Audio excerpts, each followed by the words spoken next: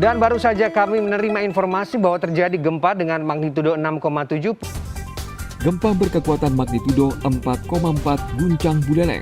Gempa dahsyat dan tsunami pernah terjadi di Buleleng tahun 1815.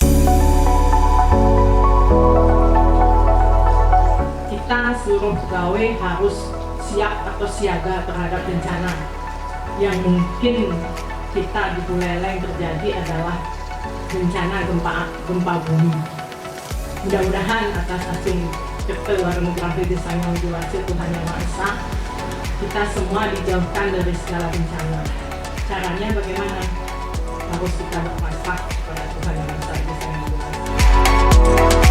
Indonesia merupakan salah satu negara yang sangat rawan terhadap terjadinya gempa, di mana Bali juga termasuk dalam wilayah yang sangat rawan gempa bumi yang terjadi karena reaksi Gunung Merapi dan juga karena Bali memiliki lempeng subduksi yang sampai kini masih aktif bergesekan dan menyusup. Seririt 14 Juli 1976 hingga kini masih diingat oleh masyarakat Bali, khususnya masyarakat Bali Utara. Pada tanggal tersebut telah terjadi gempa bumi yang sangat dahsyat dan memicu tsunami kecil, menyebabkan ratusan korban jiwa serta ratusan ribu orang kehilangan tempat tinggalnya. Dari beberapa literasi mengenai gempa bumi, Bali sangat banyak memiliki catatan sejarah yang menceritakan bencana yang telah terjadi.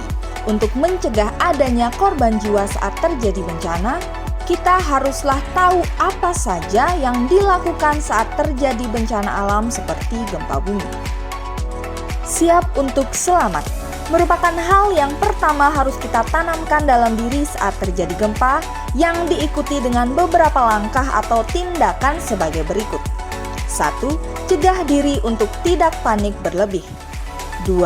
Sesegera mungkin keluar dari gedung atau rumah atau bangunan lainnya dengan melindungi kepala dengan barang sekitar yang terlihat kokoh. 3. Apabila tidak dapat keluar dalam waktu yang cepat, dapat menggunakan kolong meja sebagai alternatif perlindungan diri. 4. Carilah safety area atau tempat terbuka yang jauh dari kemungkinan bangunan atau hal lainnya yang berpotensi jatuh menimpa atau rubuh saat terjadi guncangan. Setelah terjadi gempa dan dirasa sudah aman, lalu apa hal lain yang dapat kita lakukan? Apabila sudah dirasa aman, ada baiknya dikoordinasikan untuk mengecek anggota keluarga atau tim kerja untuk segera mengetahui ada atau tidaknya anggota yang tertinggal.